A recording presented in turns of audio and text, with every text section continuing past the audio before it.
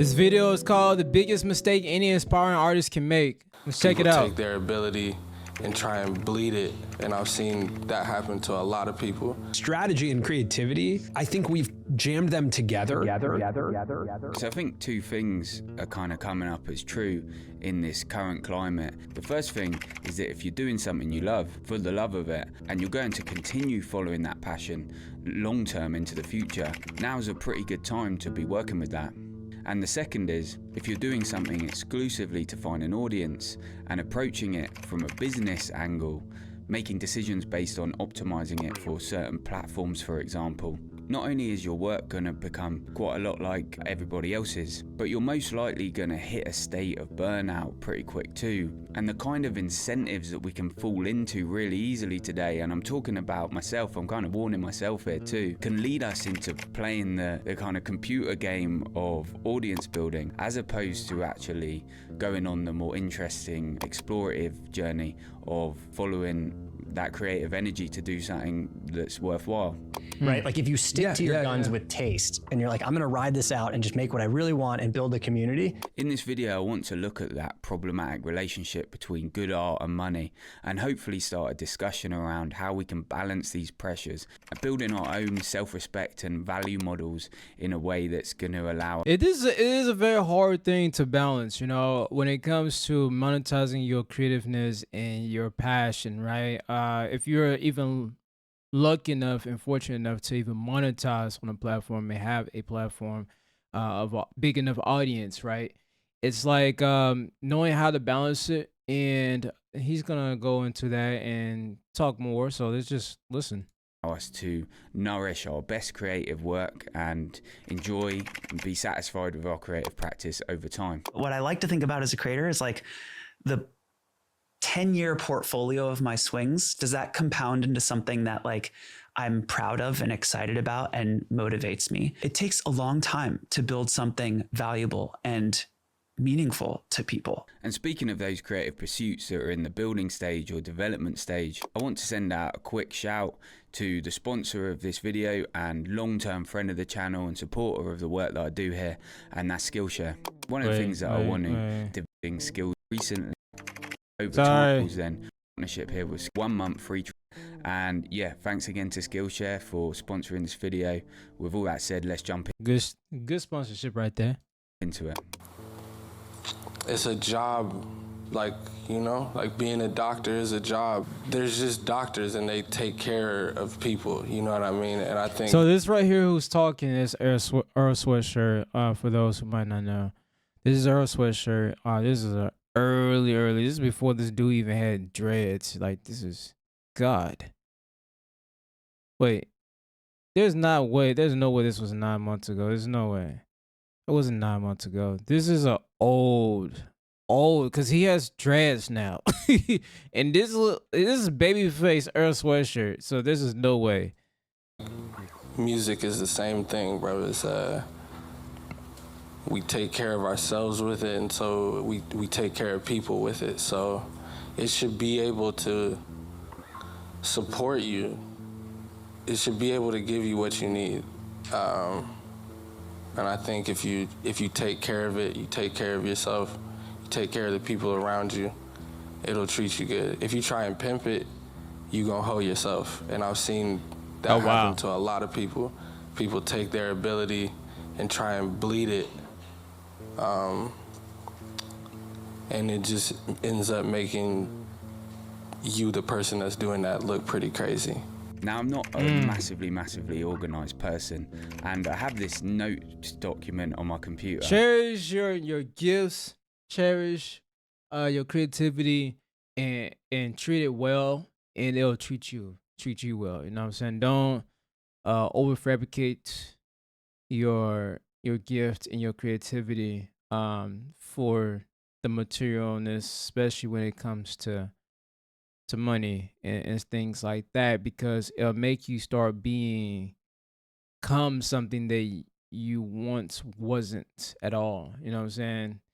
And you're just gonna look, like he said, you're just gonna look crazy to the people who was following you through your whole journey. You know, there's one thing to evolve as a person, but there's another thing where you just you're doing things to compromise your integrity. That's what he's basically saying.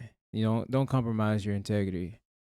That basically just has a list of everything that I need to do in the day that I just take a look at in the morning.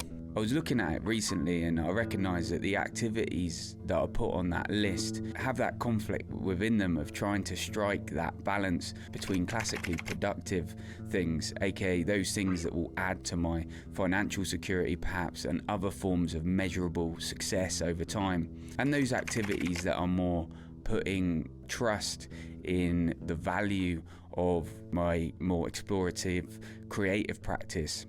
From my experience, it's always that it's easier than we think. Meaning that I've seen like students who have been working so hard. They're welding, they are making a man and a dog, and they're like working, and they are at in America, right? I mean, where you are in a university, where you have to pay tuition, where you have to eventually go to New York and have a studio and have a career and live and make a living. I would try to get something off their shoulders in a way and say, like, okay, don't just do it. And as Nietzsche said, friendship is not giving. I would not go and tell them, okay, you should do this bigger, smaller, find the right material.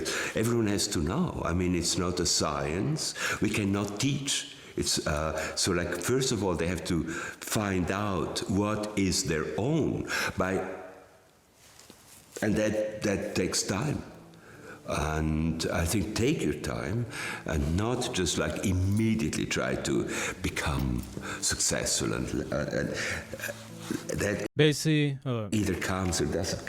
now, basically, what I'm getting from that is, you know, on your journey of finding success through your creativity and artistic approach, don't force it. Let it come to you by just venturing out and finding your way of showcasing the art, showcasing your creativity, expressing in it. You know what I'm saying? And once you find that lane of yours and that identity, eventually the success will come. But you don't have to worry about trying to chase it. Like it'll just happen, right?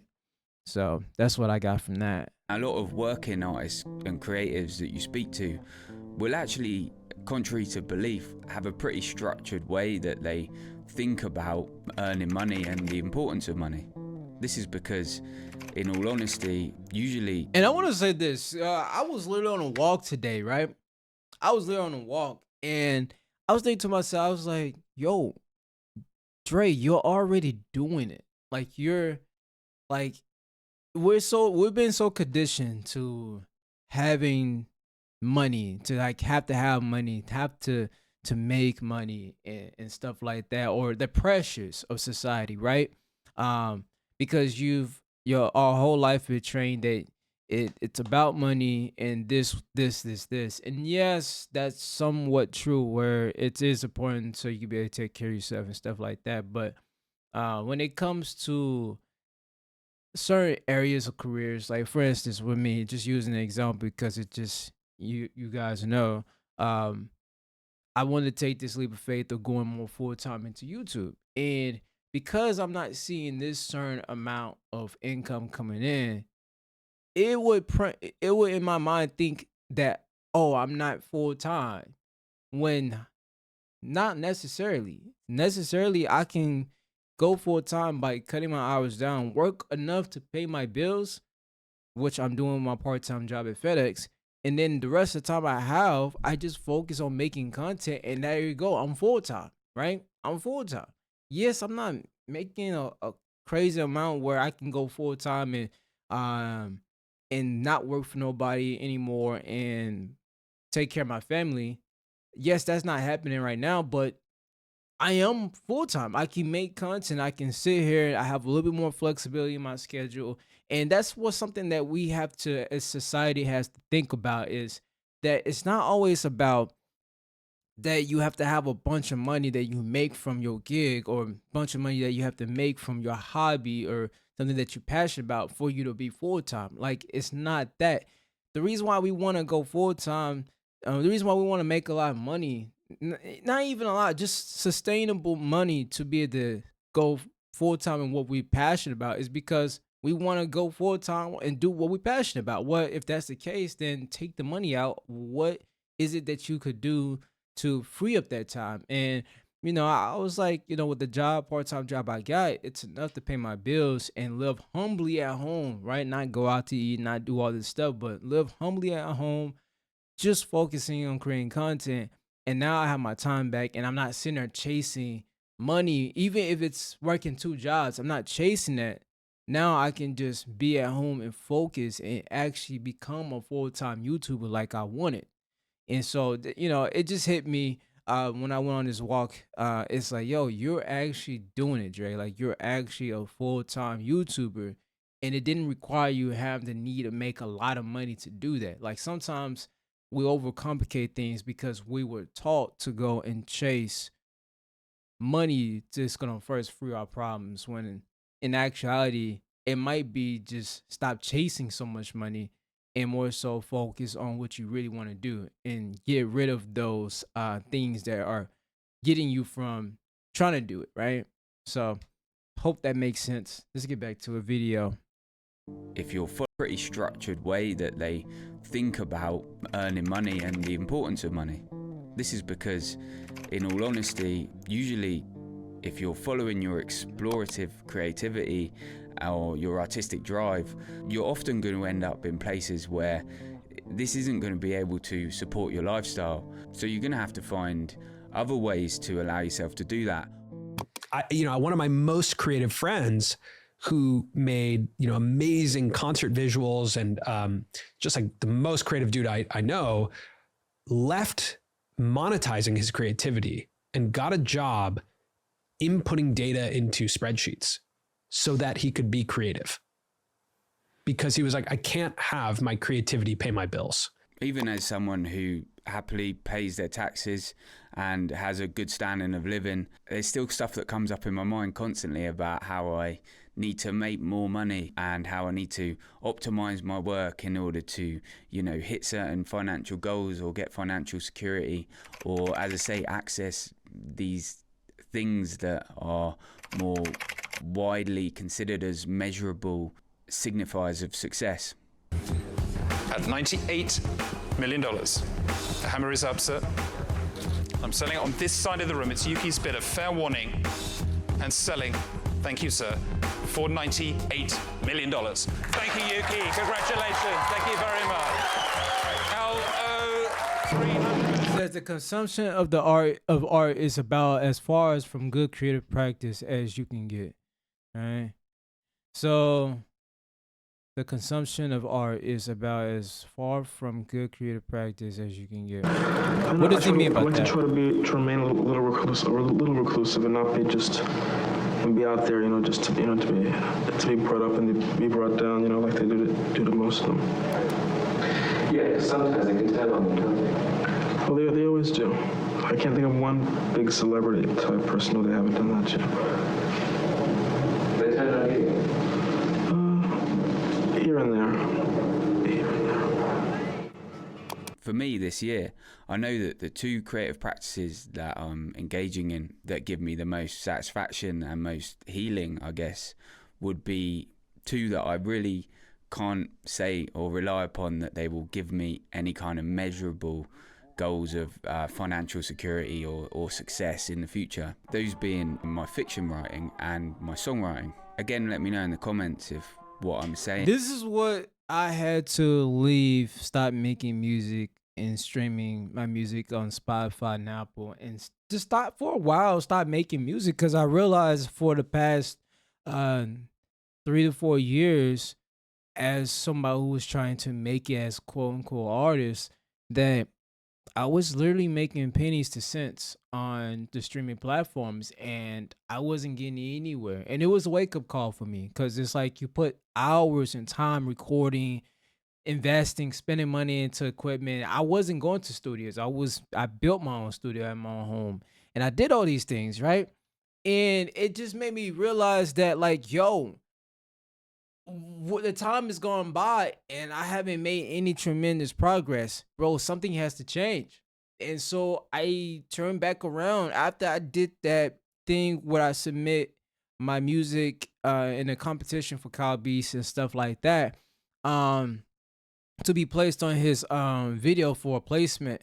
After that whole situation that happened, I look back and say, okay, well, you did YouTube before the music and you enjoyed it, and that's something that was one of your passions and you wanted to do as a dream. Why not just build a brand? And so that's what I did. I built a brand and spent time for the past 2 years and some months building and being consistent on YouTube.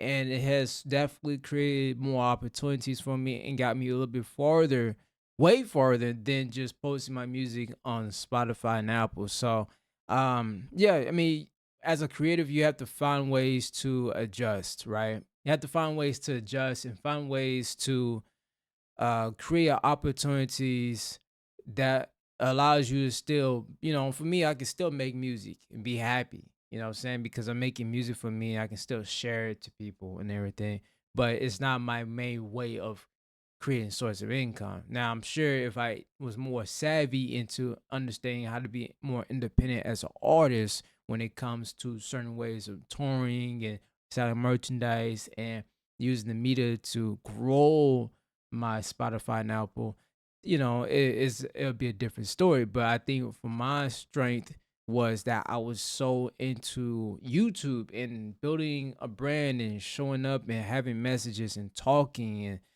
entertaining, and that format just fits well with me being at home and just like creating content. So yeah, just that's something that you have to, as a creative, find ways to monetize in other ways or get a job that's gonna allow you to support your creativity and fund it. You know what I'm saying? And there's nothing wrong with that, but you don't want to do something that you're not happy with too, right? So it's all about finding what works for you. And kind of resonates with you at all, but for me, I guess I can recognize that actually the purity of not putting any pressure on these to perform in those measurable ways actually allows them to open up and be places of more nourishment for me than creative activities that are tested against those measurable outcomes. That's not to say there couldn't be a time when I finish these projects and wrap them up in some kind of packaging to go and try and find an audience, but it is to say that in the video game of financial planning and security, these activities offer me zero advantages, and spending time on them has to exist within a completely different value system. The job of the artist then is to turn down those voices and just say no to them, essentially, and to build your own currency of self-respect around engaging in those things that society perhaps won't value for, but that you recognize create real value for yourself. It can feel hurtful when you have a critic saying your work is bad, your work is blah blah blah. With all critique, lads, positive and negative comments, any type of external praise, they can make your creative space toxic. If I'm sitting down in my creative space to write or to create music or whatever, and I'm trying to achieve a sense of flow, I cannot be thinking about the opinions of some fella called Niall from Tullamore who wrote a comment on Facebook, or some person who's a critic in the Irish Times. I can't allow these people into my creative space. It wouldn't be professional of me to do so. Now, there is a pitfall here. That's a bar. And that can be the kind of place where we end up falling in between these two opposing sides of doing things for measurable value and just engaging in the things that our creative passion pushes us towards. We have to be honest with ourselves here in terms of how much focus we're putting on those creative goals if we're gonna spend that time engaging with them. If you want to finish a piece of fiction of novel length, for example, something that's good and that you care about, you have to approach it with the seriousness that you would if you turned up in an office on a Monday morning and were surrounded by other people who were telling you that the work you were engaging in was important. There's an honesty we can develop here with ourselves, and a question I think that we can find useful in being honest here, which is, if we were getting paid £300 an hour to do this creative work, would we be focusing on it more than we are now? Not exploring less, but... I get this. So it was like the ideal, right? If you said to yourself, okay, if I was going full time, being in artistry mode, maybe being a writer or whatever the case may be, whatever my art is, basically act as if I was doing this already, making the income desire that I want. Treat your work as if I was making this certain amount, that would my work still reflect that? Should it reflect it? Yes. Like, even if you're not making nothing or barely anything from it, it should reflect as if you're taking it serious and you're making millions of dollars from it, or you're making hundreds of thousands from it, or you're making tens of thousands from it, right? And that's what he's saying from that is like, treat your work with high respect as guard as something that you treasure, something that you say, okay, I put work into this, and even if yes or no that I'm getting paid really well for it, it doesn't matter. This is my sanctuary. This is where I come and I really put my love into and pour your love into. And when you do that, the art value shows, right? So that's what I got from that. Spending less time task switching, for example, or allowing other distractions to come into our practice and take us off route. I said in the last video that I'm writing a piece on validation that is gonna come out next week now, and yeah, I think it links into all this, so keep an eye out for that. So when you're an artist, you have the wonderful privilege of creating art and then sharing that with the public, and that's a magnificent feeling. But also, when you do that, you enter a contract whereby the public are now allowed to criticize the art that you make, and they can criticize it positively or negatively. So I want to speak about how to navigate both positive and negative critique. But for now, I just wanted to leave this video here and keep it relatively tight, because I'm interested to hear your opinion around these issues that everyone... And that's pretty much the end of the video right there. Very intuitive and a great way to kind of look at it in that perspective, because there's not really a lot of talks about it, right? As far as a creative, some of you might be into creative works and artists in some type of ways, and some of you just may just tune in just to see what this video about, and maybe just someone who subscribed to me for music reactions or gaming or whatever the case might be. But yeah, in the situations, it's one of those things where you have to fine tune for you and your journey and your route that you're going, and I'm gonna say this and then I'm gonna wrap it up, is that, like, for me, on this channel, I didn't really want to go through the whole situation with Patreon, just because I knew it was going to take me away from this channel, what I'm saying, this platform, YouTube, and I really do want to grow as much and make YouTube the type of thing. And so, I thought, okay, well, 50% music reactions, right? 40% is going to be like stuff like this, right? That's kind of interesting, things that I can react to. And then the 10% is like gaming content that I enjoy. And I think, me making a variety channel is not only beneficial for me, but it's going to be beneficial for this channel and the community that I'm growing on this channel, because number one, it allows me to monetize and make content, but at the same time still give people who will subscribe to me what they want. And yeah, I mean, I feel like that's very fair, instead of me having to put things behind a paywall, Patreon. And there's nothing wrong with it. I really don't see anything wrong with it. It's just, it's a lot of extra things you got to do. And I'm be honest, man, I've tried it and it wasn't a great experience for me. It really wasn't. Like, it wasn't a great experience. It just divided too much of the community, and some people was all for it, some people just didn't care, and then some people, they feel like, yo, why put it on behind the Patreon? And so I just felt like for me, this what helps make it a variety channel, give the audience what they want, post content that allows me to monetize on this channel, and also post here and there some things that I'm passionate about. And I think that works well for me, my way, in my direction, and where I'm going. So hope y'all enjoyed this, and let me know in the comment section, you know, if you on your creative journey, you're trying to find ways to create opportunities through your art. See y'all in the next one. Peace.